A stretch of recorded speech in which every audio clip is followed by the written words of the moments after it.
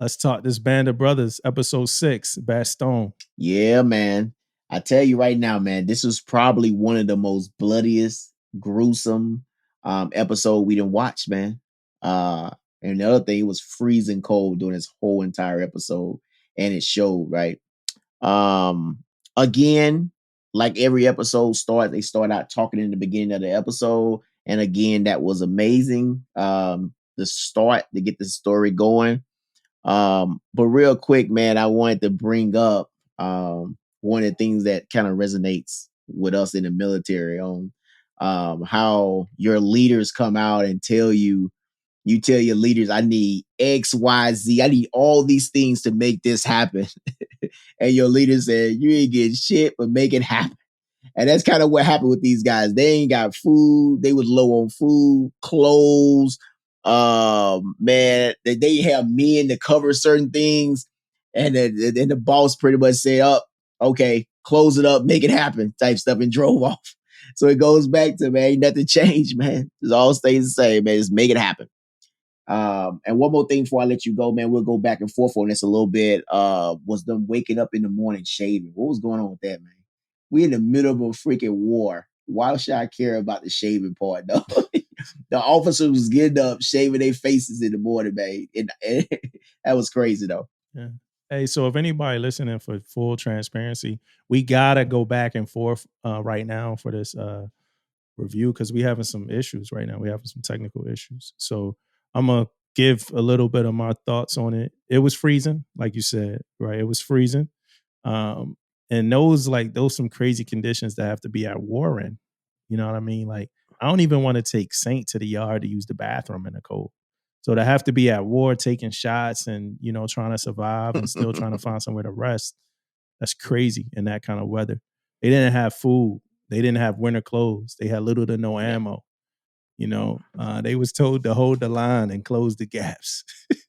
Hold the line, close the gaps. Yeah. It's not going to be any air cover. It's a lot of shit headed this way. Hold the line. And my thought, just like you just said, my thought was, what was the point of them even talking? Like everything they said got shot right down, Like you said earlier, I don't even know if you said it now, but we've been trying to talk about this movie for like the last 20 minutes, or this TV show for like the last 20 minutes. But you said that the action keeps, like the special effect. And I think the same thing, like the action just keeps getting better. Like, and then with the snow and all of that, like that's a good backdrop to kind of film those scenes on. But it's almost like, it don't even seem like this an over 20-year-old show, you know what I mean? Just with the type of special effects. But when you got Spielberg, man, like when Spielberg is a part of the team, you can't really go wrong. So my other thing was like when you gotta ask somebody, like when you gotta ask the other guys for something, and he told the dude to like beg. He told the dude to like beg, even if you got a bag, we need, I think it was for like ammo or something. He's like, we need to get ammo from such and such, even if you got a bag. And it just reminded me of like when we got to send sailors like ship to ship, like across the pier to get parts, man. You know what I'm saying? Like, yo, you go there, you gotta like make friends with these people, kind of like oil them up, let's get these parts, man. You know what I'm saying? So it kind of reminded me of that. Yeah, man. Part of the episode centered around Doc looking for parts and helping people. Yep. And I thought that was a great way to tell the story that they were telling for that episode. Like a great bridge between every other character by keeping it around Doc. Because Doc would probably be the primary person to kind of, talk through in that episode. So I thought that was good.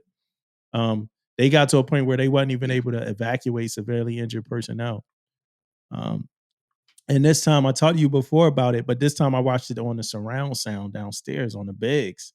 It was different, Now I got the Bose surround sound upstairs, so it still does the whole like up, down, side to side, But these I got are different because they behind me for real. They really on the sides. It was a different type of surround sound, man. It was good. I ain't even had to turn it all the way up. Saint actually came down with me for a little bit, and he was looking around, wondering what was going on. He thought I was in battle, They had to leave Julian behind, right? They had to leave Julian behind. And Heffron's response to that was rough, man. Having to be in the pit, embracing your guy like that, like just hugged up, clutched, Like that's love. Like it's like, yo, we didn't grew in this thing together with each other, with each other. Bodies piled up. That hit me every time. Like whenever they would go back to base or whatever, and all the bodies were just piled Yeah. up alongside the road, And I think the last thing hit me was the first couple episodes. They kept talking about home by Christmas, and then it Yeah, was man. like, nah, that wasn't happening. They wasn't gonna be home He by came out and read Christmas. that letter.